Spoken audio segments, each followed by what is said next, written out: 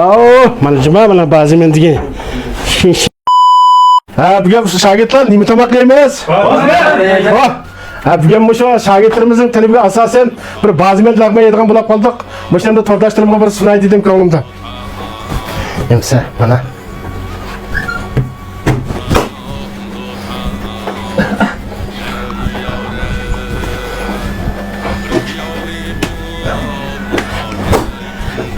Ba'zimenlarimiz qadimiy bir musho salattoq endi hozir jiz bo'lib ketdi.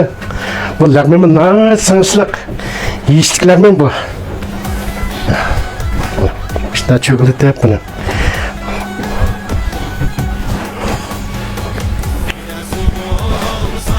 O'shunda tekshi. Buni tekshi kelgan vaqtida mana. Ya tashladik. Mana. Endi ishimiz mana. Bunun bizde 30 yılın aldığı öğrendiğim bu ne? Bazimen kaşka teripte bunu bazimen salattık.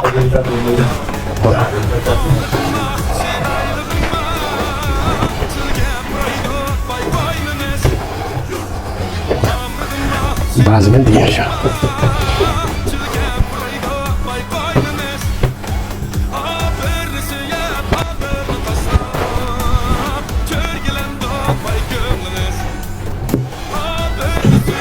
Ya. Yan besok. Ha, bakalım mı? Mana, bazimen hey. Şimdi bazimen. Mana.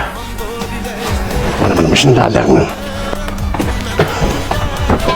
Sen bu taşırgını kadar bilmez? 29 son 30'ın tomkapla sanırız bu lağmenle. Ya, mana bazimen. İyi.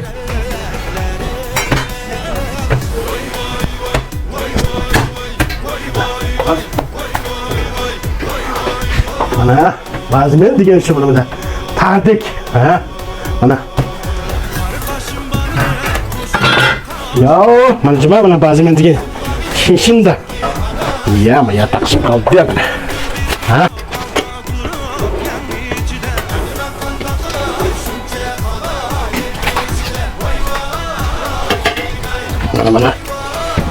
Mana.